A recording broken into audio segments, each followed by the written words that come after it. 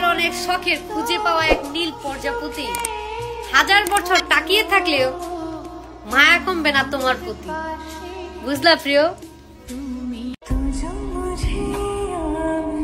আর যাই হোক, মানুষটা আমাকে ঠকাবে না, বিশ্বাস আছে তার উপর আমার।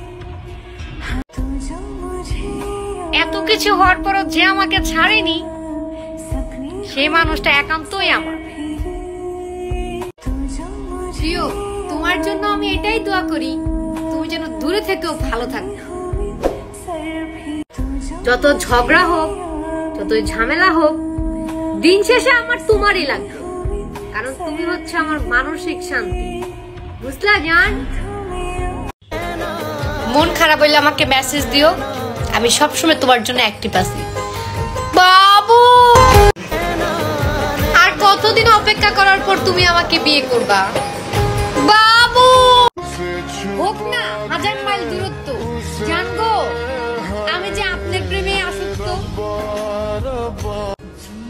তোমার এইভাবে বদলে যাওয়া, আমি এটাই চিন্তা করি, তুমি কি সেই মানুষটা ছিলা যাকে আমি ভালোবাসছিলাম? আমি তোমাকে পাবো তো? আমি একটা মানুষকে অসম্ভব ভালোবাসি, কিন্তু আফসোস সেই মানুষটা সেটা বুঝেই না।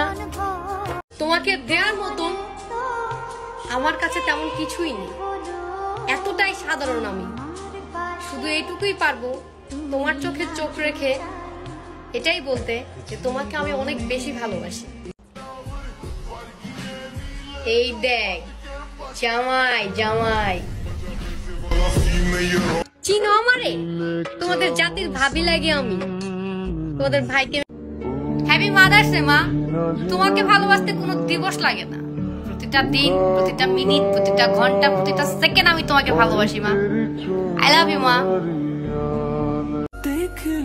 তুমি একদিন নিজ থেকে বলবা, হয় প্রকাশে নয় গোপনে, তোমার মতন করে না কেউ আমাকে কখনো আর ভালোই বাসেনি। পৃথিবীর দুইটা কঠিন কাজ, এক মানুষ চেনা, দুই মানুষের মন বোঝা। অবহেলার কারণে দূরত্ব বাড়ে, পুরুষ তার শখের নারীকে হারায় তার দোষে, তারপরেও পুরুষ তার দোষ স্বীকার করে না। আরে পুরুষ চিনো আমারে? তোমাদের জাতির ভাবি লাগে আমি, তোমাদের ভাইকে মেনশন দিয়ে যাব। সবকিছু শেষ হয়ে যাবে, কিন্তু তোমার প্রতি যে মায়াটা না আমার,